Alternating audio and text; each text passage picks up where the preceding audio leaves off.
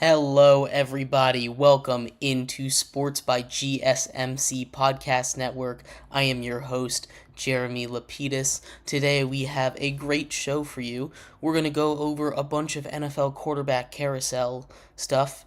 Dak Prescott looking for a $60 million contract, whether or not he deserves it, what the Cowboys will do, and what they should do. We're going to look at some more updated on the Justin Fields news from yesterday.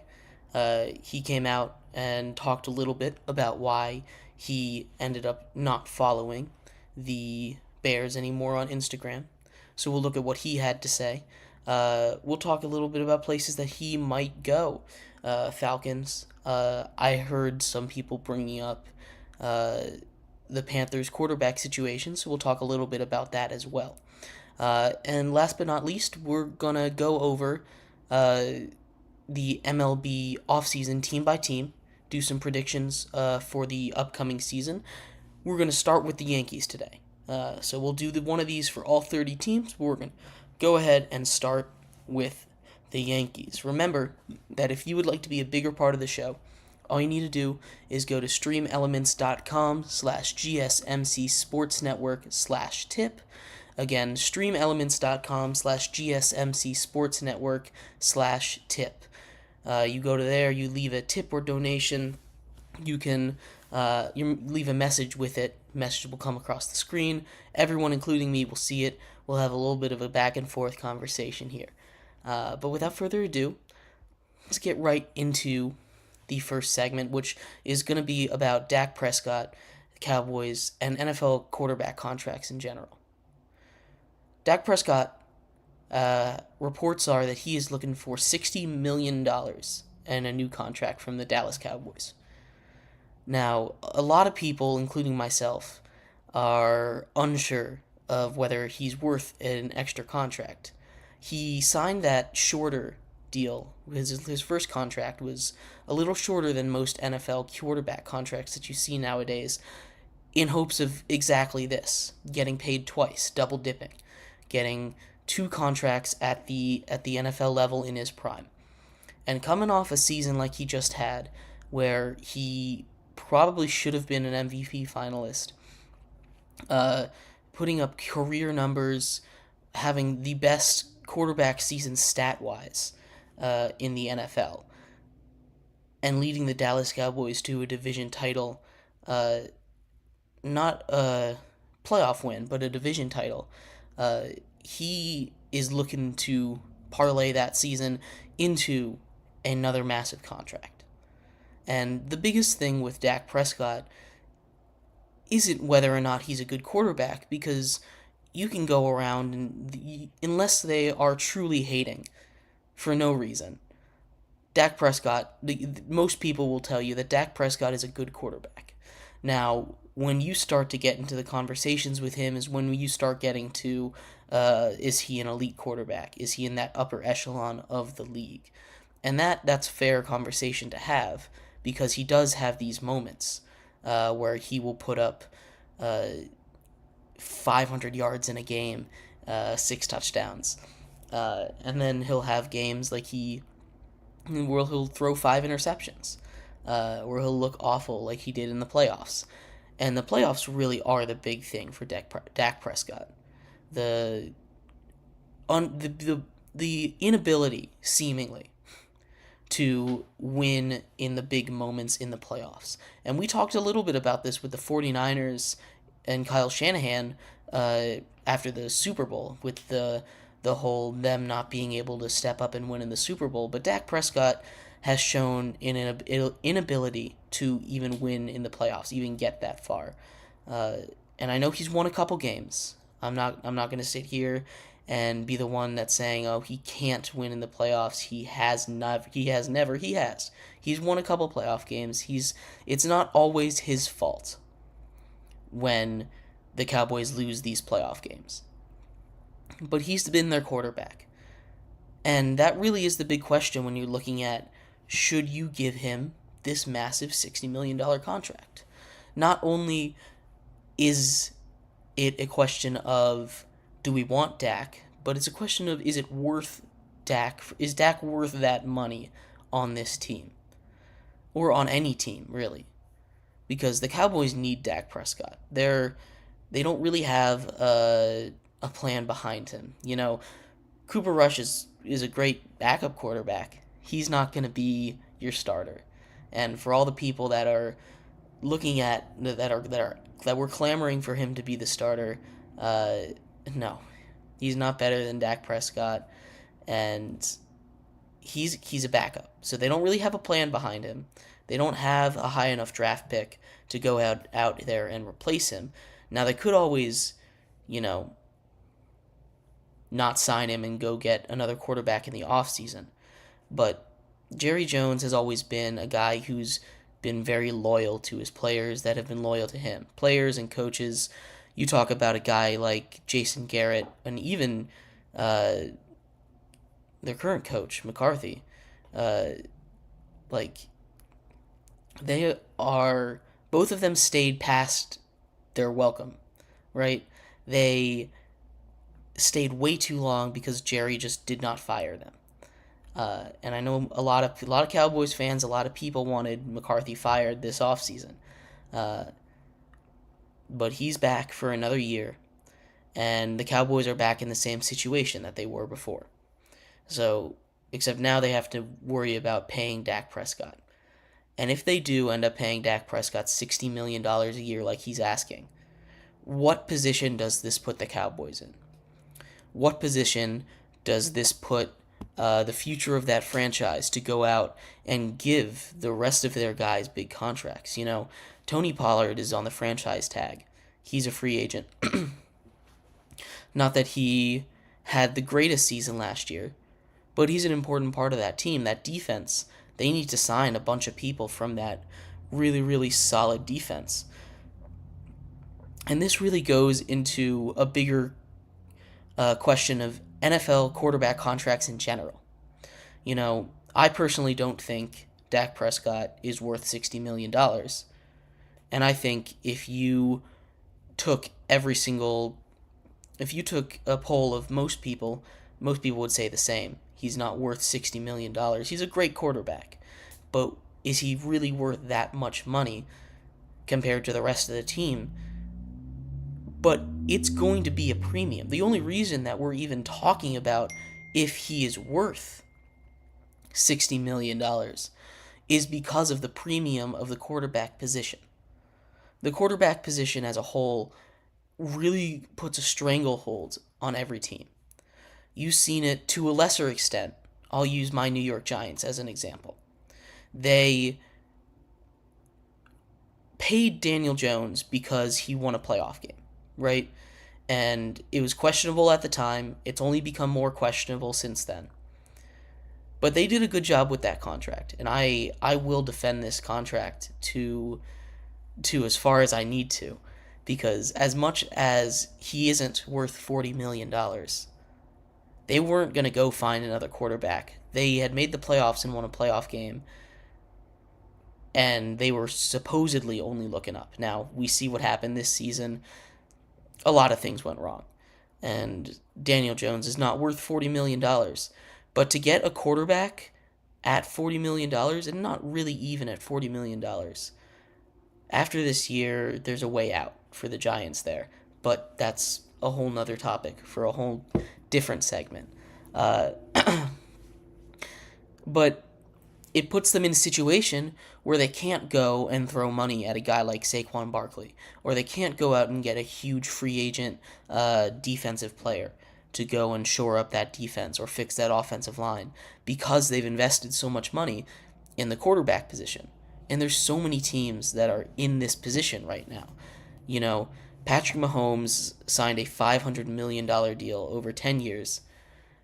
But it's slowly becoming more and more team-friendly, because as the cap rises, it's not going to be as big of a hit. There were conversations around Geno Smith. He got his contract, $12.5 million. That is a really good price for a quarterback like Geno Smith. It's a really good price for a guy that can make Pro Bowls. He's not going to compete for MVPs. He's not going to lose you games. Can make Pro Bowls. That's a really good price for a quarterback nowadays on a second contract. $12 million. And that's like upper tier of a lot of other positions. You know, this is bottom tier second contract guys for quarterbacks. It's such a disparity. And we've had conversations in the past, not me on this show, but I've heard conversations in the past about putting a separate salary cap for quarterbacks. And that's an idea that I think is worth toying with. Now, there's no way players would agree to this in the next CBA, or quarterbacks at least.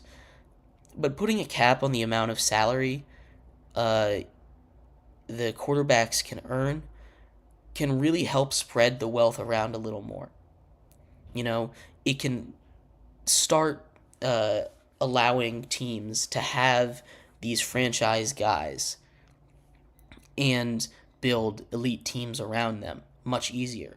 Now, there's a double-edged sword to all of this, because then you get to the point where you can really start to build super teams in the NFL. And it takes away some of the parity that the NFL is so famous for, that the parity that makes the NFL the NFL. Without it, it loses a lot of its charm. So there are conversations to be had here about quarterback contracts. And $60 million for Dak Prescott. $60 million isn't even the highest paid quarterback, you know? Like, he's not asking for that. He's asking for top 5 money. But he's not asking for the highest paid. $60 million for Dak is a lot. But if the Cowboys want him back, they're going to have to do it. They're going to have to do it, and it's not what's best for the team. $60 million against the cap every single year to one person. The cap officially hit $250 million this season. So you're giving more than 20% of it to one guy. You know, you have to fill out the rest of it with 53 other guys, you know? It's not as much to go around. Now, that's still a lot of money to go around, but you have to pay all your other guys as well. So, quarterback contracts have been getting out of hand, and they will continue because people are going to just keep resetting the market, which is fine. It's what we expect in the NFL as the cap continues to go up. But if it ever gets to a point, and this isn't going to happen anytime soon, it won't. But if it ever gets to the point where the cap goes down at all, I'm curious what's going to happen with quarterback contracts. I'm curious how it will affect them, because there's such a large disparity between them and the rest of the league that at that point, you never know what's going to happen. But anyway, let me know what you guys think. Does Dak Prescott deserve $60 million a year? I'd love to hear from you. Leave a comment, but in the next segment, we will talk about the Yankees, move into some baseball, move through the first episode of the Offseason files of the MLB. We'll be right back. I feel like I'm losing my mind. Is everybody in the world blind? Please, Lord, give me a sign, a sign.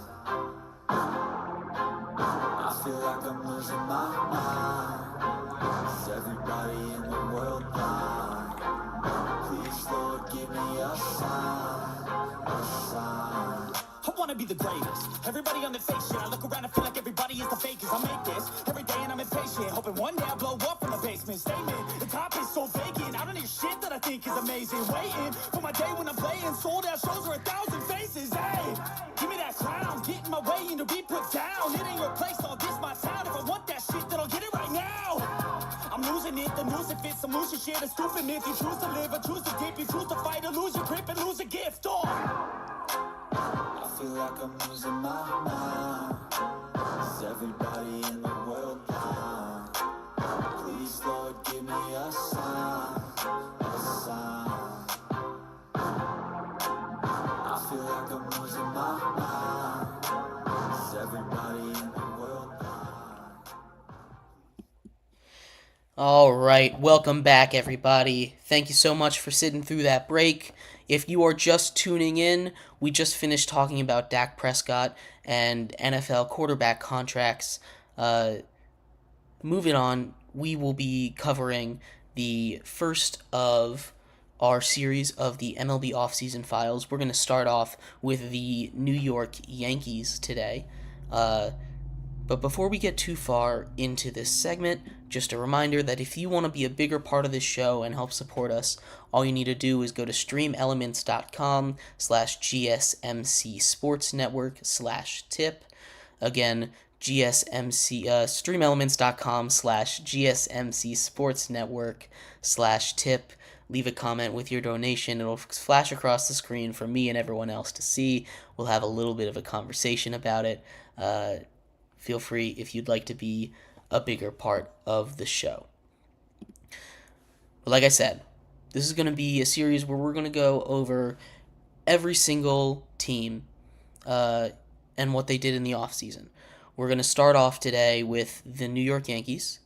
They had a pretty good offseason by a lot of standards. You know, their roster had a lot of holes to fix. But whenever you can add a superstar like Juan Soto to that roster to join a now hopefully healthy Aaron Judge, although Aaron Judge said that this toe injury he had suffered last season is just going to be something that he has to deal with for the rest of his career. So hopefully he stays healthy. Adding Juan Soto and Alex Verdugo to that lineup is going to be huge for them, especially Juan Soto. You talk about a generational talent. And the biggest deal with the Yankees last season, and the reason that they were 80 and 82, aside from injuries suffered by Aaron Judge and their entire pitching staff, was that when Aaron Judge was healthy, he was the only one that could consistently provide offense. And since there was no other threat to provide offense on the Yankees, there was no one there to protect Aaron Judge. So he was getting walked a lot. He wasn't able to be as impactful as he was the season before when there were people around him to protect him. Now, going out and getting a guy like Juan Soto, that's about as good a protection as you can possibly have. A guy who is one of the best at getting on base in the history of the league. You go look at his numbers. Juan Soto consistently ranks at the top of all-time on-base percentage. He almost every year challenges the Barry Bonds getting on base percentage all-time leaderboard. He's just so good at drawing walks and making contact and staying with at bats. His approach at the plate is something that's really fun to watch. So adding him to that team along with Aaron Judge is hopefully going to fix that offense. An offense that, without Aaron Judge hitting 62 home runs like he did the year before, kind of fell flat on its face. Adding Alex Verdugo, they traded for him from the Red Sox. He is there more for defense. That was another part of the Yankees' struggles last season, was their defense was really just not very good. They had one of the worst left field gloves positionally in all of baseball, and replacing him with a guy like Alex Verdugo to go and play defense is huge. That automatically is going to save them about 4 or 5 runs statistically. And all he needs to do is just hit okay. You know, the bats in the lineup with surrounding Judge and Soto, they're good enough. But if you can get both of those guys going, the Yankees could be back to that contender that they were looking at in 2022. Now they still have Garrett Cole, and we mentioned how banged up that pitching staff was at the during last season, but they also went out and they got a guy in Marcus Stroman who is a little bit older, coming off some injuries, but when he was pitching last season, he was lights out. He always has been really good. He kind of flies under the radar a little bit, but him in there shoring up the pitching staff, and Aaron Judge is really pushing that front office to go and get a guy like Blake Snell or Jordan Montgomery, someone that, again, the Yankees, if you were listening to places that, when we covered places that these MLB free agents could go to about a week ago, we said the Yankees could use one of those top-tier pitchers. And Blake Snell, his name is the biggest one out there. Obviously coming off a season where he won the Cy Young Award for the second time in his career, coming off a season and still being unsigned, really is one of those big mysteries in baseball. Is there something that teams are scared of with him? Is it something that he's asking for in contracts? Is it something that his agent is doing? Scott Boras is his agent. He notoriously is a tough negotiator, at least with the Nationals, who that's my hometown team. So that's my experience with Scott Boras there. But having him, it raises some question of what is going on with Blake Snell and some of these other major guys that haven't been signed yet. Blake Snell has been in push from a lot of these major stars of the league. Aaron Judge pushing for him to come to the Yankees. Mike Trout, we talked about yesterday, pushing for him to come and play for the Angels, making these front offices make a move. And pitchers and catchers have reported for a week now, the longer that they wait, that Blake Snell waits to sign, the longer it's going to take for him to get ready. Now, I'm sure that he's doing some kind of warm-up, some kind of prep to be ready for the season, because he doesn't want to start the season slow, because presumably he's going to get this major contract, and then if he comes out and throws duds at the beginning because he's not ready, because he took so long to sign, that's not going to look good on him. So presumably he is preparing and getting ready for the season on his own, away from a team. But the fact that he still isn't signed, the Yankees are pursuing him reportedly. So if the Yankees are able to add a guy like Blake Snell to that rotation, alongside Garrett Cole, alongside Marcus Stroman, it's going to be a much, much better Yankees team. That defense is much improved. That lineup is much improved with Soto. And the pitching, assuming that they can get Blake Snell, will be much improved. So we're looking at a team in the Yankees that had a really, really, really good offseason. And last season was not an indication of who they are. They got hit with the injury bug. Everything that could have gone wrong went wrong for the Yankees last season. So when I'm looking at my prediction, you obviously have in their division the team that had the best record last season in the Orioles, and the Rays, who are always really good, who were fighting with the Orioles for the best record. The Blue Jays, who are a really confusing team. I'm not sure exactly what they're doing, but they're a good team. They were in the playoffs last year. And then the Red Sox, who, much like the Yankees, had everything go wrong for them last season, but they kind of retooled up a little bit. So it's a really, really tough division out there in the AL East. But if everything clicks with the way that the Yankees are imagining it's going to, this team, I don't know if they'll win the division, because the Orioles, what they did last season, they're only going to get better. They added Corbin Burns, and they're getting some more prospects up. But a wild card is absolutely in play. So if we're looking at the Yankees here, what I expect out of them in 2024 is much closer to what we saw in 2022. A healthy Aaron Judge providing a lot of pop from the 3-hole, which he said he's always wanted to hit, and it seems like he's going to get a chance to hit there. Ahead of him, Juan Soto getting on base, causing havoc, making it easier for Aaron Judge to, get his pitch, make some havoc on the base paths, and then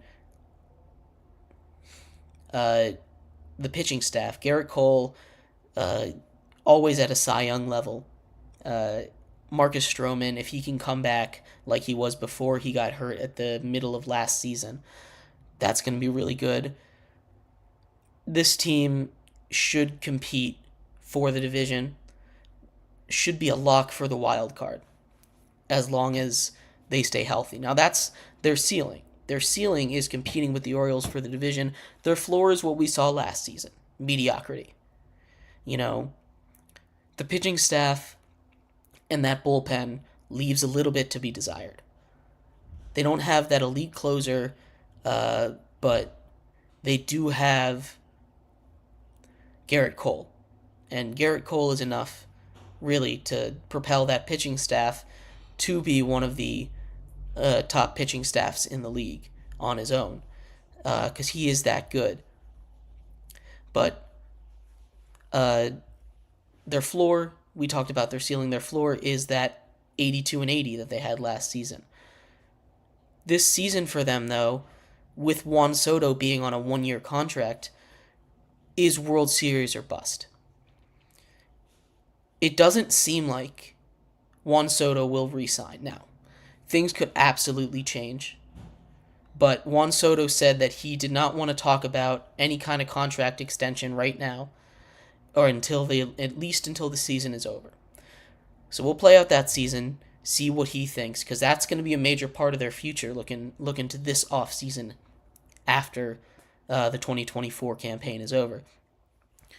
The main question is going to be Juan Soto. And Garrett Cole and Aaron Judge are going to be 33 and 32, I believe. So they're getting up there in age. So we're getting to the point where the Yankees need to win one this year or next year or coming up soon. This year, assuming that Juan Soto does not re-sign, this is the year to do it. They have to do it this year or it's a failure. If they can re-sign Juan Soto, they have a couple more years to do it. But this core is getting older. It's aging rapidly. And if you don't get a World Series for a team that has such a proud history like the Yankees do, that's 1-1 with almost all of their stars, all of their major players have had at least one. To let Aaron Judge, who is one of the stars of the Yankees, is going to go up on the wall, the Yankees Wall of Fame, it'd be a failure for the era. So they've got a couple years to do it. It's World Series or bust for the Yankees. I'd like to know what you guys think of the Yankees offseason. I'd like to know what you guys think they should do. What are your expectations for them? And do you think Juan Soto is going to re-sign with them at the end of the season? But in our next segment, we will be back covering some more football or basketball. I don't remember what order I did it in. But we'll be back real soon. Thank you so much for sticking around. See you in a second.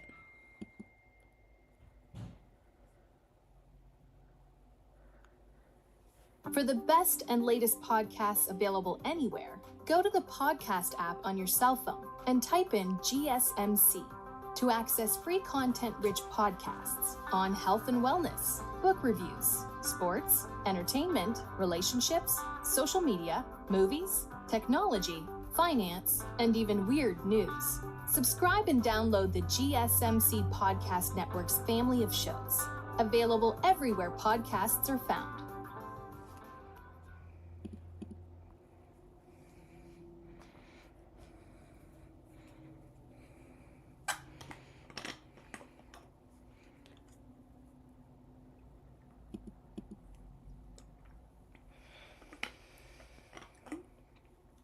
For the best and latest podcasts available anywhere, go to the podcast app on your cell phone and type in GSMC to access free content-rich podcasts on health and wellness, book reviews, sports, entertainment, relationships, social media, movies, technology, finance, and even weird news. Subscribe and download the GSMC Podcast Network's family of shows, available everywhere podcasts are found. Welcome back, everybody. Thank you for sitting through that break. If you just tuned in, we have finished half of our show. Our first segment, we talked about Dak Prescott and the state of quarterback contracts in the NFL. We just finished doing the first part of our 30-part series of the Offseason Files, covering the New York Yankees of the MLB. We will do one of those for every single team. So if you missed your team, there will be playbacks on the playlist in the YouTube channel, so don't fret that. We will be covering those at a later date. This segment, we're going to get into a little bit of basketball. There's been a lot of talk about Doc Rivers and the Milwaukee Bucks, but before we get too far into this, remember that if you would like to be a bigger part of this show, have your thoughts scroll across the screen for everyone to see. All you need to do is go to streamelements.com/gsmcsportsnetwork/tip. Again, that's streamelements.com/gsmcsportsnetwork/tip. If you would like to be a bigger part of the show, remember, we appreciate everything that you give. Anyway, let's get into this topic. Doc Rivers and Milwaukee. When the Bucks fired their head coach and had one of the best records in the league, at the time it was the second best record in NBA history for a coach to be fired at. Since then, the Bucks have gone 3-7 with Doc Rivers at the helm. And the hiring at the time was a little questionable. They brought him in because they wanted a winner. And if you go through, especially recently with Doc Rivers, a winner is the opposite of what he's been. Doc Rivers obviously has the one championship with the Big Three in Boston in 2008. But outside of that, he has a history of not winning basketball games, of choking when the moment matters most. There's a huge catalog of him blowing leads. He was the first coach to ever blow a 3-1 lead. He was the first coach. He's lost multiple times, up 3-2 in the finals, in the semifinal, in the Eastern Conference, Western Conference finals. He has been unable to get the Sixers past the second round with Joel Embiid. And bringing him on to a team like Milwaukee, and with guys like Giannis and Lillard, who they were winning games. But the big story has been since he got hired, was it the right move to hire him? And it hasn't started off too hot. There's been, like we said, that 10-game trial run where he, was the head coach for the East in the All-Star game, because that had the best record at the time. But the Bucks have not been very good since they got him. Now, the defense has always been a problem for the Bucks, but their offense had been enough. And they needed a change of coach. Like, the Bucks were not happy. The players were fighting the coach, and that's not a championship-winning program if you're not getting along with your coach. You need that in the NBA. But adding Doc Rivers, there's been so much conversation about, is he even really a good coach? You've had guys like JJ Redick chime in and talk about how he keeps avoiding blame, how he isn't a great coach, and there's been just so much drama surrounding him. And Doc Rivers hasn't come out and said much. Not much he can say. This is just all about him. Nothing's directed towards him. It's all about him. So, him being put kind of in the middle of this situation it's an interesting thing, because he has to win to shut everybody up. And with the NBA coming back from its break, I believe tomorrow, having a guy like having Doc Rivers on this team, a team that went all in to go get Dame Lillard. They don't really have any assets to make another big move. Not that they can now that the trade deadline's gone. But they made a couple smaller moves. They went out and they got Pat Bev to fix that, to help shore up the defense. They went out and they got they made a couple moves to fix that defense, which was their weakness, because with Dame and Giannis on the same team, on the same court, they can score with the best of them. They can keep pace with anyone. But it's not just Doc Rivers. It's the Bucks organization as a whole. Like, this isn't the first time they've fired a coach mid-season. They fired a coach that Giannis really liked a couple years ago. And it ended up working out. They ended up winning a championship, I believe, the next year. But at the time, Giannis wasn't very happy. The team wasn't very happy. This has been a big change for the Bucks. You know, they want to win with Giannis because, I mean, when you have a top 3 player in the NBA, a guy like Giannis that is so special at everything on the basketball court, you can't waste his talent. We were just talking about people wasting talent in the NFL. And in the MLB to a certain extent with the Yankees. But what the Bucks have is 2 guys that should compete in the playoffs. Damian Lillard has never had a huge amount of success in the playoffs. It's not his fault always, but it's a little hard because defense, as hard as it is to find in the NBA, defense is the major difference between regular season teams and playoff teams. I saw some out there where you had to be top 5 in either offensive or defensive efficiency and top half of the league in the other to be a real contender. If you look at the stats, those are the teams that have won championships. And the Bucks just aren't good enough on defense to hit that metric. What the Bucks need is to come out of this All-Star break with a fury. Doc Rivers needs to be able to inspire these guys to show that he isn't, the issue with it, because they were winning before him. They had the best record in the East. They no longer have the best record in the East, but they were winning before he got there, and bringing him in has not seemingly helped the situation. So with all the drama surrounding him, I think it might be a little bit of a distraction to the Bucks. So they need to come out and they need to start winning right away. Other coaching news that we kind of did not cover, the Nets also fired their head coach over the break. The players were not very happy with him. They were saying that he designed an offense around Ben Simmons, a guy that's only played 12 games in the NBA this season.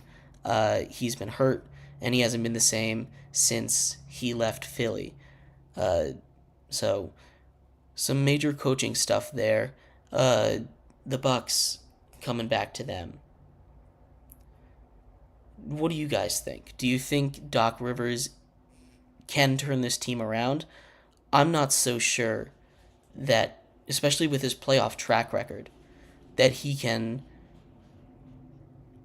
make a big enough difference to make this team into contenders, which is why they made this move and fired their coach. They wanted a guy that could make them contenders.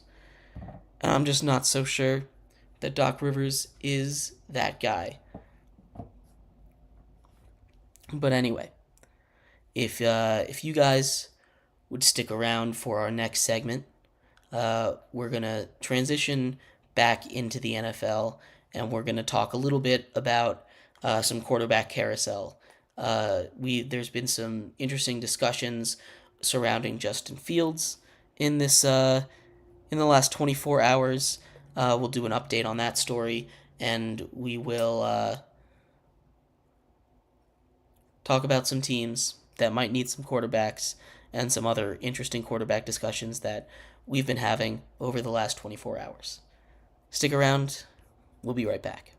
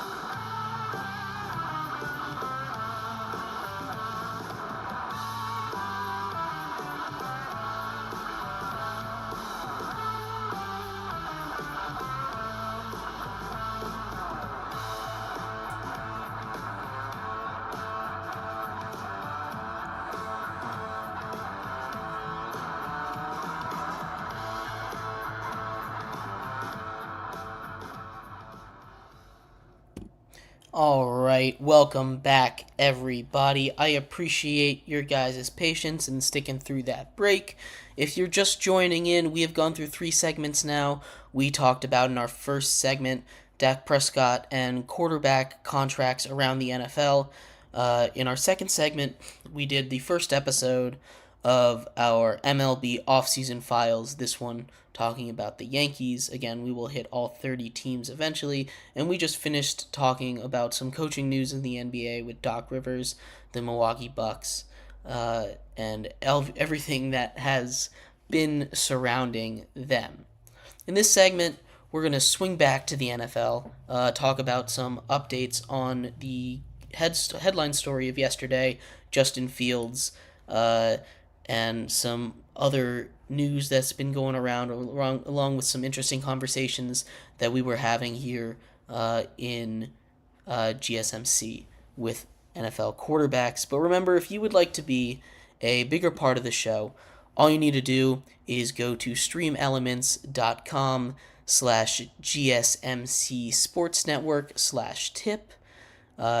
Again, you leave a donation. We'll have a little conversation with your message streaming across the bottom of the screen there. Again, streamelements.com/gsmcsportsnetwork/tip. We really appreciate everything that you leave. But without further ado, we're going to get into a little bit of a conversation around some quarterback expectations in the NFL. So this topic right here is really come from a discussion that we had in our production meeting earlier today when we were talking about Bryce Young with the Carolina Panthers. And there was some discussion there about, do you give up on a guy like him? And it's a little early for that, at least in my opinion. Bryce Young, first overall pick to the Carolina Panthers last season. They ended up giving what would be the first overall pick this year as well away for him. Now, that is a lot for a guy like him. But labeling him a bust already is a little rash. And it's one of those things as sports fans that I think we do a little too much, which is recency bias. You know, there were echoes when Russell Westbrook went to the Lakers and the Clippers, and he was struggling. People were saying that should he even be a Hall of Famer, which absolutely he should be, and that's kind of gone away as he started to play better. But there's all these examples around any sport you can think of where analysis is clouded by recency bias. And it can be positive recency bias, and it can be negative recency bias. But looking at a guy like Bryce Young, looking at the situation he was in Carolina, and obviously you can't blame his struggles entirely on his situation. You can't blame his struggles entirely on the fact that that offensive line was atrocious and that his number one weapon was a 35-year-old Adam Thielen. You can't blame everything on that, but you can absolutely take some exceptions to that. You can absolutely give him some slack. It's unfair to hold a rookie quarterback to the same expectations that you hold Patrick Mahomes to. And for the most part, I don't think most people are doing that. But I have heard some people bring up the idea of, is he a bust already? And sure, maybe he is. Maybe. But if you're really ready to throw that label out on a guy this soon into his career, you would have given up on guys like Peyton Manning, one of the greatest quarterbacks of all time, Drew Brees, one of the greatest quarterbacks of all time. Peyton Manning holds the record for most interceptions thrown as a rookie. Look what he turned into. One of the most clinical and surgical quarterbacks in the NFL. A guy that if you said he holds the record for rookie interceptions, most people would be shocked by. You could give a million guesses, and Peyton Manning, unless they knew, would not break the top 15. Right? And a guy like Drew Brees, who a lot of people forget started with the then San Diego Chargers and was in a battle to start. He ended up losing his job to Phillip Rivers, but he didn't start off his career very well. And if you just took the first season of these guys and you threw them away in the trash right after, you would be robbing the NFL of two of the greatest quarterbacks of all time. You know, not everyone is going to come out and start like CJ Stroud did, or start like Andrew Luck did right out the gate. You can't expect them, regardless of how hyped of a prospect they are, you can't expect them to be that right away. They're a rookie. There's a transition. There has to be a transition, especially when you are going to the worst team in football. There has to be some kind of transition. And this is not to excuse Bryce Young's play. He did not play very well. If he does that again this season, he's basically on his last leg. He's out of excuses. But to give up on him 1 year into it is a little bit insane to me. It's putting way too high of expectations on a guy like that. More recently, Trevor Lawrence, who was regarded as a generational prospect, kind of disappointed coming out his first year in Jacksonville. You know, he had to deal with Urban Meyer. He had to deal with the whole situation that was. And he came out in his second year and led the Jags to the playoffs. And he's turned into a really good NFL quarterback. Again, you have to think about more. You can't come to these conclusions so quickly. You have to take a look at everything around him, and you have to take in these situations. And you have to really, really sit there and decide, was it his fault? And sure, some of it was. But to give up on a guy like that already really, really is insane to me. It really shows the amount of impatience, because you have to be patient in the NFL. You can't expect everyone to be elite right out the gate. Bryce Young wasn't some kind of generational prospect. He never was. He was a great prospect coming out of Bama, but he never was a generational prospect. So to expect him to do these things is frankly a little insane to me. But that's all besides the point. He's going to get another year. He's going to have to prove it. In that same division, you have the Falcons, a team that Justin Fields is rumored to go to. And Justin Fields was our big story yesterday. Justin Fields is... the big story yesterday was that he unfollowed the Bears on social media, on Instagram. And on a podcast with the St. Brown brothers, Equanimous and Amon-Ra, they asked him why he unfollowed the Bears on Instagram, because everyone was talking about it. And it wasn't as big a deal as everyone thought it was. What he said was he just didn't want to hear it anymore. He didn't want to hear the trade talks. He didn't want to hear, oh, are they going to draft me? Or are they going to keep me, or are they going to draft Caleb? Are they going to trade me? Where am I going? That's been the big story of the offseason, and he didn't want to deal with it anymore.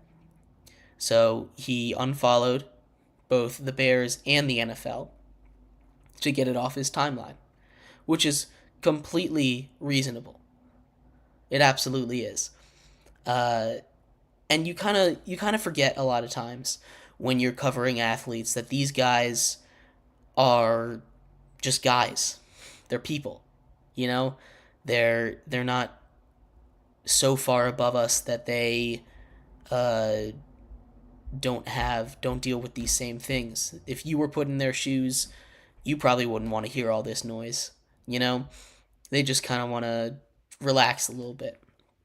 So blowing stuff like this out of proportion is what everyone does. It's our job as media members to try and find anything to get a scoop, to figure out exactly what is going on.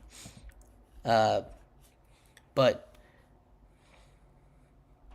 Justin Fields just wanted to be left alone a little bit. He wanted some peace and quiet away from the NFL, away from all the stress. I'm sure it's very stressful in his shoes right now. He doesn't know what's going to happen because it's out of control. It's not in his control whether or not he stays with the Bears. So we'll have to see. That's the update on that story. That's our show. Thank you, everybody, so much for tuning in to today's episode of Sports by GSMC Podcast Network. I have been your host, Jeremy Lapidus. If you would like to catch up on the rest of the episode that you missed, it will be up on YouTube later tonight, up on all streaming, all platforms where podcasts are found. Go check us out there. Go subscribe to GSMC Podcast Network, GSMC Sports Network, and remember, in the future, if you'd like to be a bigger part of the show, you can leave a tip or donation by going to streamelements.com/GSMC Sports Network/tip. I have been your host, Jeremy Lapidus. Thank you, everyone, so much for tuning in. I hope you have a great rest of your day. Bye-bye.